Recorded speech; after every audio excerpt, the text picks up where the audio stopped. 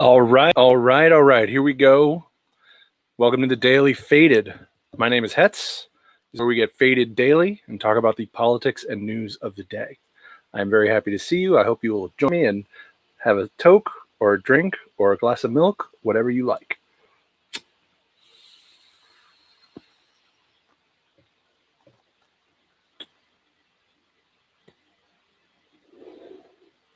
Yes, take a look. Breathe it in. It might not be here tomorrow. Might not be here tomorrow. We'll see. If I get any positive chat, then it might be here tomorrow. All right, we'll see. Anyway, welcome to the Daily Faded, folks. What a fucking day. This week of Democratic Party propaganda is in full steam ahead. And, boy, I'll tell you, before I get started with anything here, I want to tell you a little story, which is I was watching YouTube today, watching the normal left-wing drivel that I usually watch, and my dog is barking right now, and I can't do anything about it. This is problematic. Anyway, I was watching Mike Figueredo, I think. No, I was watching the Damage Report, John Iadarola. See, I'm a fanboy. I'll admit to it. And the ad played at the end of the video, and the next video was Michelle Obama's speech from the DNC. And I thought, and it was from NBC News, and I thought, wow, they're literally just feeding me the propaganda straight up. No reporter talking, no context, just here, watch Michelle Obama's speech. All that said, it was a good speech in a neoliberal kind of way, but it was a good speech. She was convincing and stuff. So, but, handing out the propaganda, that's what all the media companies are doing right now. Democratic National Convention, DNC Night 2. This is TDF 83, and tonight is August 18th, 2020. It's very difficult for me to understand that I've actually done 83 of these. You would think I'd have more subscribers. Oh, well. Before we get into the DNC, let's catch up on COVID a little bit, which is going to get short shrift tonight. 22.2 million cases worldwide and 782,990 deaths worldwide, with 5,786 today. In the US, we've got over 5.6 million cases, 41,000 new cases today. So that number is going down. That's a good thing. 174,941 deaths in the United States from COVID-19, 1,225 of them today. That number is not particularly, it's a little bit lower than the 1,500 where it was hovering last week, but still not a great number. In California, as of today, we have 640,155 cases, 5,000 new ones today, and another high death toll in California today, 164 lives lost to the coronavirus, to bring us to a total of 11,507 deaths in California. And of course, none of those people are numbers. They're all real people, real names, real husbands and fathers and uncles and brothers and sisters and mothers and aunts, grandparents, cousins, etc. Back to the DNC. So the Democratic National Convention is really a triumph in symbolism over substance this year. It really is. They're maxing out on the symbolism.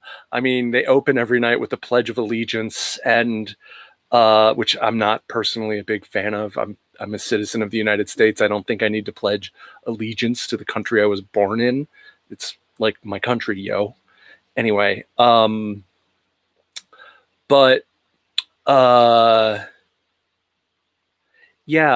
dripping with symbolism. And I was going to get to this a little bit later, but I think I'll mention it now. Dripping with symbolism and so little discussion of policy.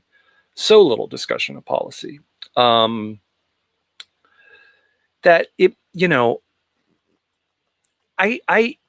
come from a show business background, so I know a thing or two about putting on a good show. And legit, they are putting on a good show in some ways. Okay. But I think it's a show that if it's good, it's only good to a certain set of people, like to professional managerial types, to the kind of well-heeled Democratic voter. I don't know how accessible this is to working families. I don't know how accessible this is to working people. I don't think it's particularly accessible to young people. I saw something else today that was extremely accessible that I will use as a standard of comparison when I get to it a little bit later on. But with all the symbolism and all the effort to keep everyone included in coming together, white, black, straight, gay, straight, Latinx,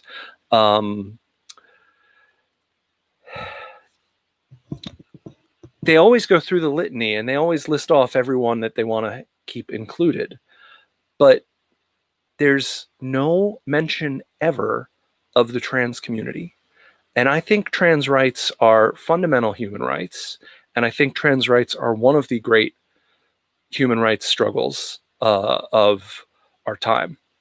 And this is complete trans erasure at the Democratic National Convention. And I think that it's cynical to use inclusivity to win points with your electorate, but then to not actually reflect inclusivity by excluding certain groups that deserve to be included. They're reaching out to immigrants. They're reaching out to all kinds of people in this convention, but no mention of trans people or trans rights, and no mention of disabled people or disabled rights. Shocking. That's shocking to me. I don't know if I've seen a delegate in a wheelchair or not. Well, Addie Barkin was there tonight. If you're not familiar with Addie Barkin, he's a healthcare activist who has ALS and is a very, very powerful speaker, even though he's speaking through one of those mic things on his wheelchair and all that. And Addie Barkin actually confronted Joe Biden about Medicare for All at one point, which Addie Barkin supports, although he supported Elizabeth Warren, who I don't think had a real Medicare for All plan, but that's picking nits. To get back to my point, I think there's a reason when you're championing inclusivity and you don't include a certain group, there's always a reason why you didn't include that group. And it's not because they're not aware of that group. There are plenty of activists who have influence in the Democratic Party. So people are aware of trans rights. Obviously, we've seen all of the efforts made on the part of the Trump administration and conservatives to constrain trans rights and oppress trans people. So the Democratic Party is well aware of trans rights and trans people, and yet has absolutely no representation of them through 2 nights of convention. And I don't kind of specialize in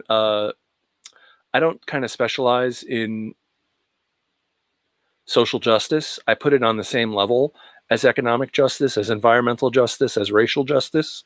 I think they all have a role to play, and they're all important. But if you're going to be championing social justice and equality, then you've got to champion every group that is struggling for social justice and equality, which is why I feel that something is owed to the trans community, who will support the Democratic candidate overwhelmingly because they know Donald Trump hates them. So it's very cynical of the Democrats to feel that they don't have to include any members of the trans community. Look, I'm sure every presidential candidate had someone on staff who was trans. I hope,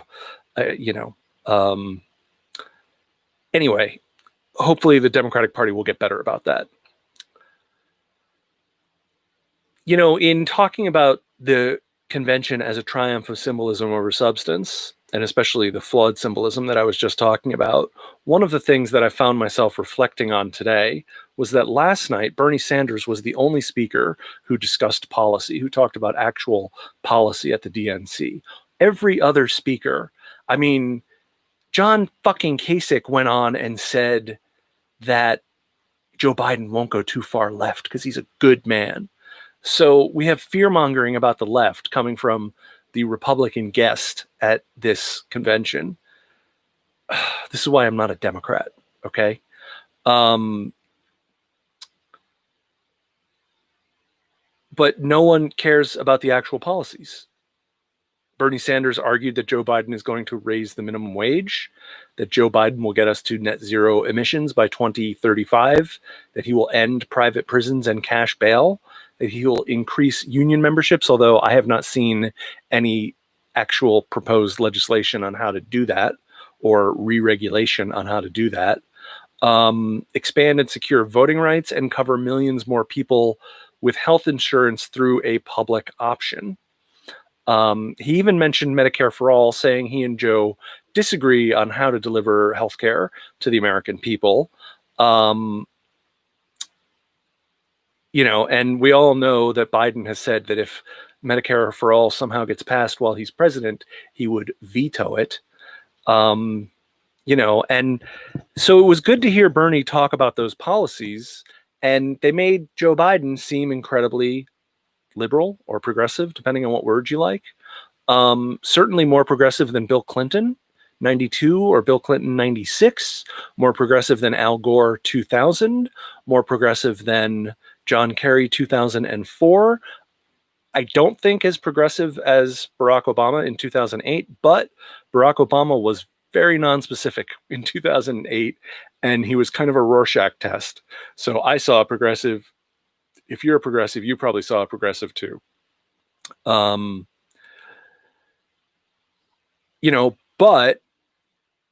the Biden camp is also saying now that they're not going to do a public option, that they're going to improve Obamacare first.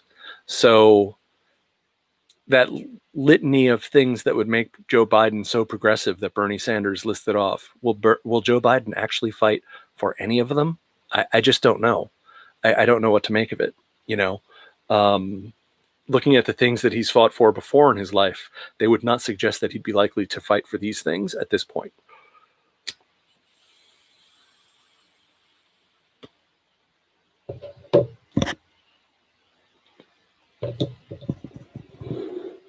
I thought by now I'd have a comment. The 2020 Democratic National Convention has a peculiarly contained feel. There are plenty of sweeping shots of the country and Joe Biden at one particular rally where he had a lot of people. I think it's the only rally he had where he had a lot of people, that they keep showing the shots from the same rally over and over again to make him look like Bernie, when the fact is he never had very big rallies. The fact that there isn't a room full of delegates makes the convention a different thing than it literally has ever been, if you think about it. Conventions have always been large rooms full of delegates, large rooms full of bit players in the party and party bosses and all of that. But none of that's there this year. It's all missing. It's all gone. Many of people. I'm going to smoke some more. Hold on.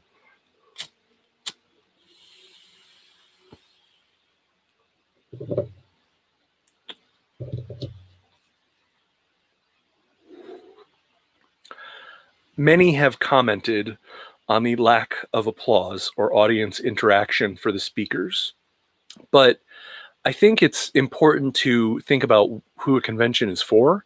And the convention is not for the speakers. The speakers are there for the delegates. The delegates are there to vote. So the convention isn't only about the most powerful voices in the party, the most powerful voices in the country.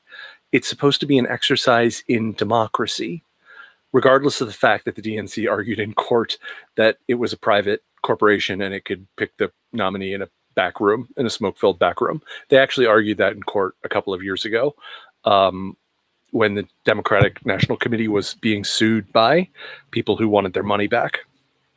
But the convention is supposed to be an exercise in democracy. Now, regardless of the reason why, we've done away with that democratic part of the process, and man, it's hot. I'm dripping with sweat. It's so hot in LA right now, man. All those crazy people in weird hats, the people with too many buttons or pins on their lapel or their jacket, or with the sashes and the crazy shit that they wear, all that's gone. The delegates gave the convention legitimacy. They gave the convention authenticity. They were the denizens of democracy, and I miss them. I miss the room full of delegates. I really miss it, because I've always found the democratic processes to be powerful. I cry when I vote, literally. And watching democratic processes unfold make me cry. Tonight, they showed the roll call, and it was just, one cut after another of someone standing, in their state. Sometimes it was someone that you recognized, like Jamie Harrison in South Carolina, who I think is running against Lindsey Graham. I think Tim Ryan was there from Ohio, and then most of them are people you don't recognize, and they're awarding delegates to Bernie and to Biden, state by state. I didn't see California. I wondered if, because they don't have to do all of the states once they reach enough delegates for Biden. I think they can stop it. So I'm not sure if I missed California or if they didn't show California at all. And I wouldn't be surprised if they didn't show California at all, because they don't want to announce a state where Bernie got more delegates than Joe Biden. Although in the end, Joe Biden probably got more delegates than Bernie, because he would have gotten the delegates of any other candidate would have received. So the other thing that is massively missing from this convention, and this is really important in my humble opinion, is protesters. Because there's no physical convention, there is no place for protesters to go protest. And if you think throughout the history of Democratic national conventions, there has always been a protest component, and there should be a protest component, because the party never fully embodies the breadth and scope of the people it claims to be representing. So there's always a gap in policy. There's a gap between what's needed and what the Democrats are willing to do. And in that gap, there's reason for protest from every community. From every community that has a grievance, that has an issue, that has something that needs to be solved. So I've always paid as much attention to the protesters outside the convention hall as I have to the convention itself. And that's nowhere to be found this year. So a little bit more about tonight. There's just a lot of very brief snippets of people talking about various things, little shorts that go on through the whole thing that kind of make up the skeleton or the body of the convention night, the 2-hour segment. Tonight they were all cringe inducing. But tonight we saw and heard a couple of interesting people. We saw Sally Yates, who, is a very impressive professional person. She's also the profile of the professional managerial class representation that the Democratic Party provides, more so than working people representation. She talked about her time in the DOJ through Democratic and Republican administrations, talked about protecting and upholding the Constitution. Again, I mean, Sally Yates, no disrespect. I think she's a professional who, from everything that I've read and everything I've seen about her and everything I've seen her say, has had a great career and been a great professional, and, really kind of got screwed when she was the acting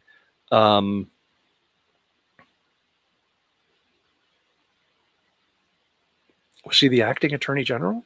Is that what she was?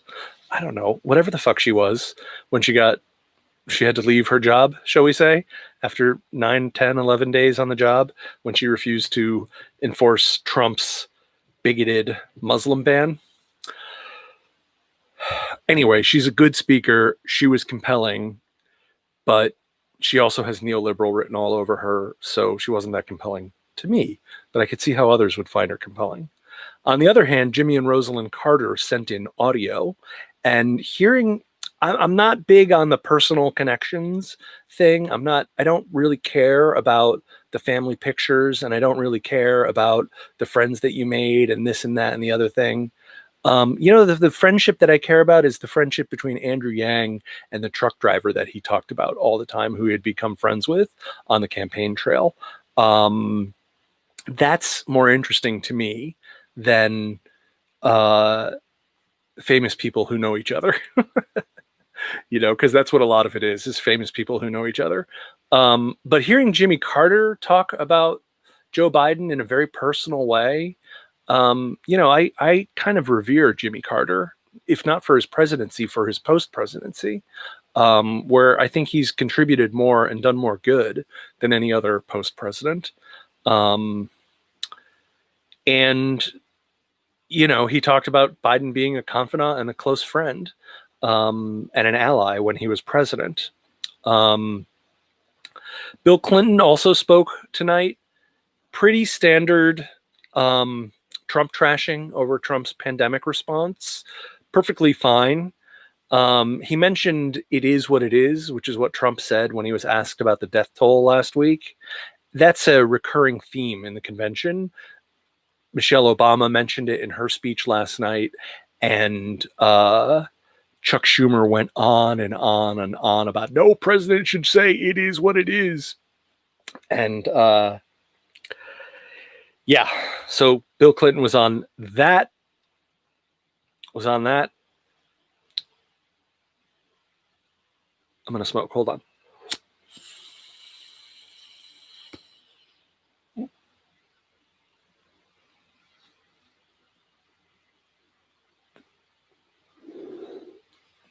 I know I make weird faces when I smoke. I'm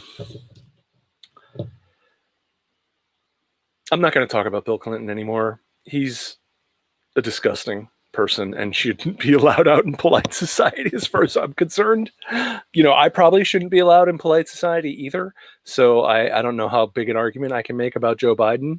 About Bill Clinton. Joe Biden probably shouldn't be allowed out in polite society either. You never know when he's going to grab a hairpiece and sniff it.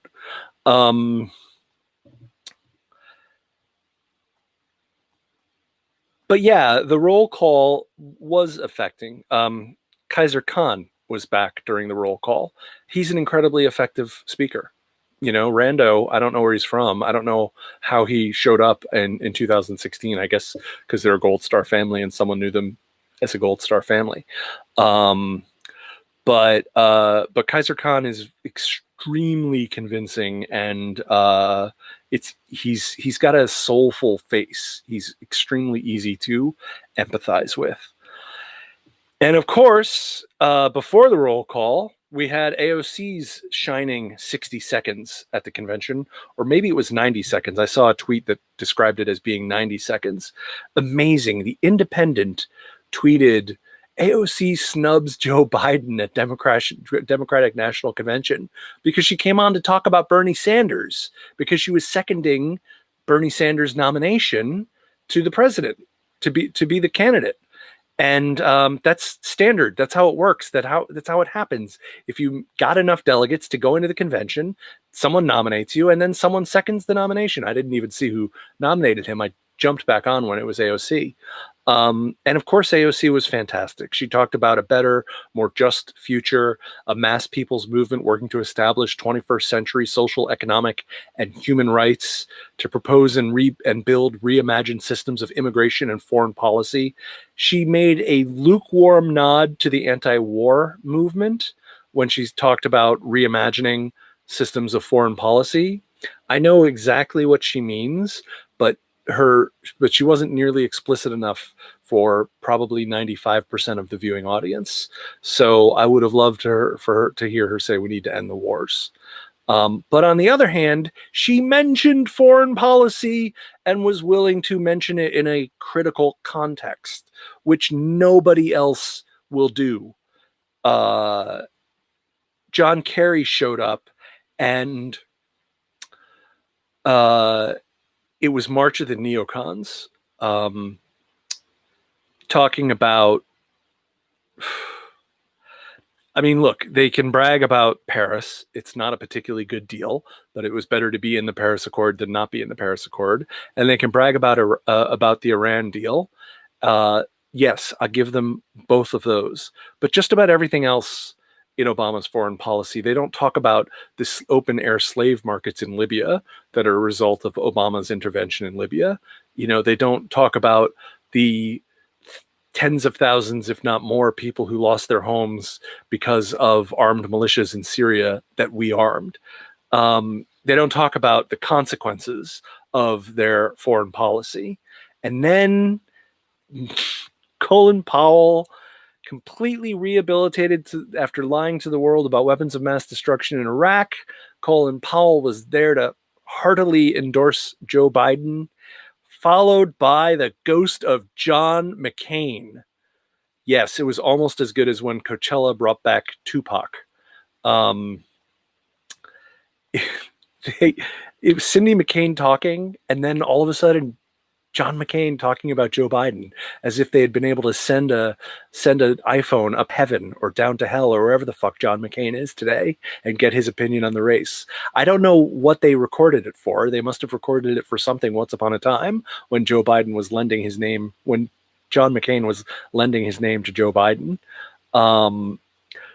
But oh, did you know that John McCain was a Senate liaison working with Joe Biden when Joe Biden was a senator? Who gives a fuck? Joe Biden recommending you does not help your case in my book. John Kasich recommending you does not help your case. Colin Powell recommending you does not help your case. These people are warmongers. They're warmongers, all of them. Ban them from the Democratic National Convention. Jesus Christ. The pro-foreign policy blob establishment of the Democratic Party sickens me. The Samantha Powers and Ben Rhodes of the world. Yeah, I'm throwing shade at Samantha Powers and Ben Rhodes, okay? And Susan Rice. Fuck all y'all neocons. You're no better than the Republicans. And then they finished tonight with Joe Biden and a fluff family video to humanize Joe Biden. I thought it was a major fail. At least when they started talking about foreign policy, when John Kerry came out and Colin Powell came out, and then they bring up the ghost of John McCain. At least it's like, well, these are serious issues, and and we're building up to talk about something. I expected Joe Biden to come out and talk about healthcare. I expected her to come out and talk about policy. But she just came out and told family stories and then talked a little bit about kids not being able to go back to school because of COVID. And that was about it. So I thought Joe Biden was a flop. I will say during the roll call, the people from Michigan called out Joe Biden for saving the automobile industry. And I think Joe Biden will win Michigan because of the auto bailout. I really do. That seems like a relatively safe bet to me. And Trump won Michigan by such a narrow margin. And, that said, I'm going off on a little bit of a tangent here, but stick with me if you can. There's a commercial that I've seen on YouTube from the Trump campaign where they talk about the number of jobs that have been outsourced as a result of NAFTA and permanent normalized trade relations with China and all of the other free trade deals that all of which Joe Biden has completely supported. And Joe Biden was all in on TPP and would be today if it hadn't died, frankly, because of Bernie Sanders and Donald Trump at some level. But they did a very good campaign ad about trade, and it's a subject on which Joe Biden is vulnerable. And it's so much more compelling than this nonsense about Joe Biden being some far left radical that, or some tool of the far left. That storyline doesn't make any sense. But Joe Biden being bad for trade, that makes sense. That connects. I don't want to give any advice to the Trump campaign because I want Trump to lose, but they should go with more of those issue ads that reflect how Trump ran in 2016, rather than this far left Joe Biden thing. I want to talk about something else that happened today that is pretty noteworthy, or at least I thought it was noteworthy. Bernie Sanders did a live stream. So since the pandemic started, Bernie's been doing a lot of live streams, and sometimes I watch them, sometimes I don't. But I thought it was when I got the email or text reminder about this live stream, I thought, okay, I really want to see what is Bernie Sanders going to say to his followers, to his fans, to his supporters after that speech at the DNC on Monday night. So I tuned into this live stream, and it was really amazing. It was unitedagainsttrump.org, and it was very heavy emphasis on movement building and organizing. It opened with a couple of different activists talking about why they are united against Trump. And then Bernie came in, and as always, Bernie said, we don't need a savior, we need a political revolution.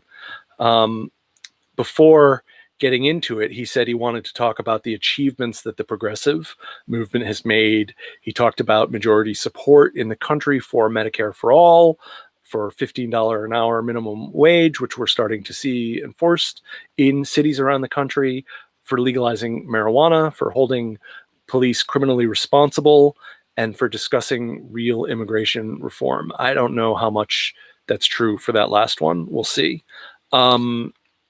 He also talked about the revolution in electoral results, from the Squad winning their primaries in landslides to Jamal Bowman and Cori Bush and Mondaire Jones. And he said we're watching a few more. So I'm sure he's talking about the likes of Alex Morse, Jen Perlman in Florida, who was going up against Debbie Wasserman Schultz. And I haven't seen a result on that yet. But hold on, let me just check and see if Jen Perlman has tweeted recently.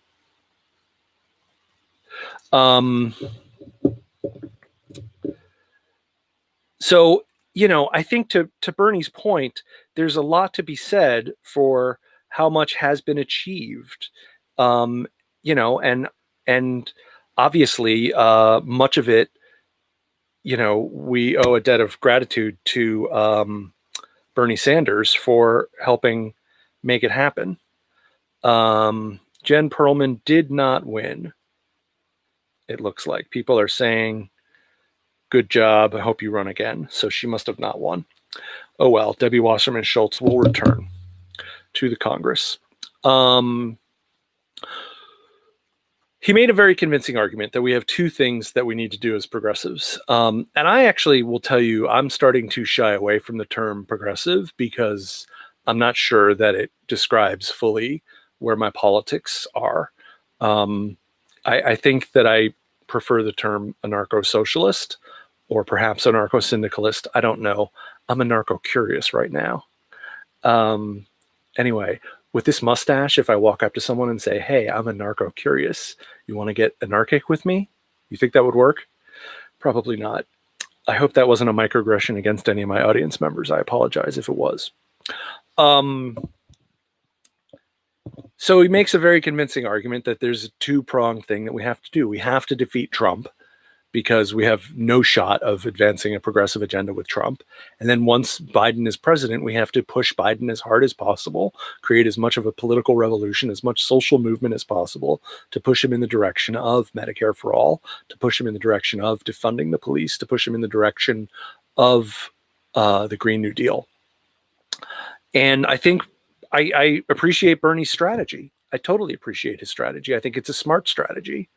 And I was more convinced by the activists who came on after Bernie than I was by Bernie.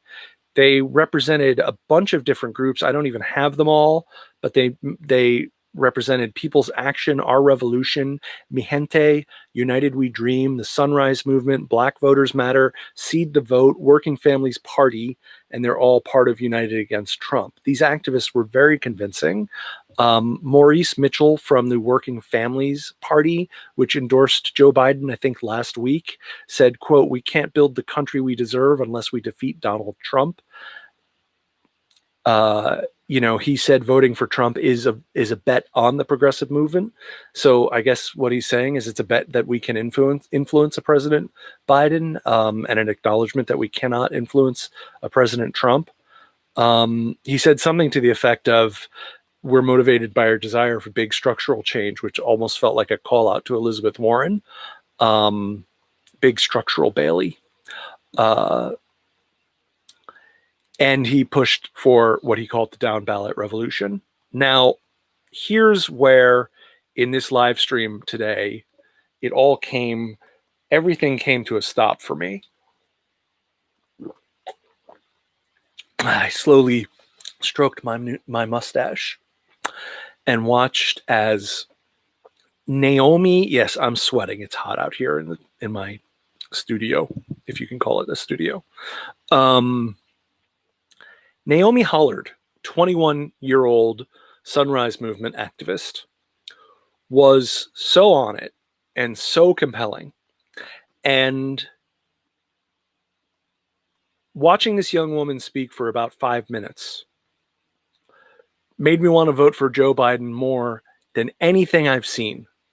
Anything in this convention, night 1 or night 2, any of Joe Biden's personal appearances, any of Joe Biden's surrogates talking about Joe Biden, Bernie Sanders trying to convince me to vote for Joe Biden, all of them pale in comparison to Naomi Hollard, who went to college with no idea that she'd be entering politics, and then saw what was unfolding in the world because of Trump, saw leaving the Paris Climate Accord, saw the EPA getting pulled apart, and said she had to do something.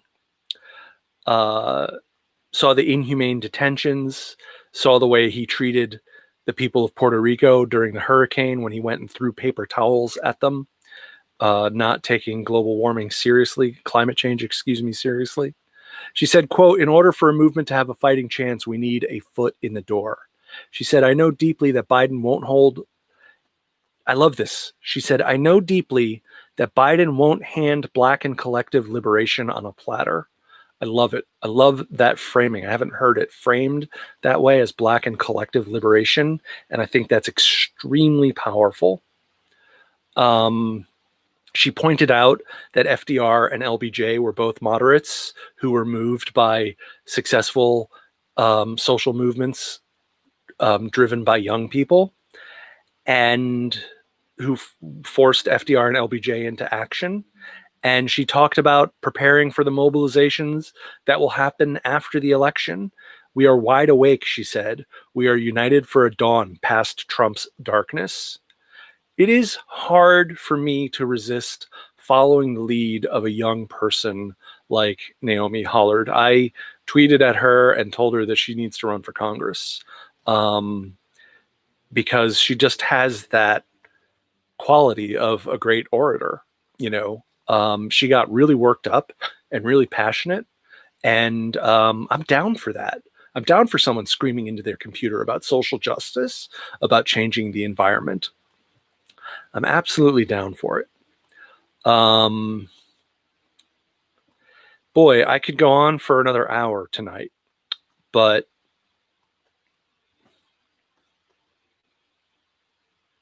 I'm not going to, because it's over. This is the end of the podcast. The end of the live stream. This is the end of my show tonight. Thanks a lot. Peace out. Wear a mask. Stay safe. I'll see you tomorrow night at 8 o'clock Pacific. Please hit like and subscribe and click the bell for notifications. Coming at you again tomorrow night. Thanks a lot. Ciao.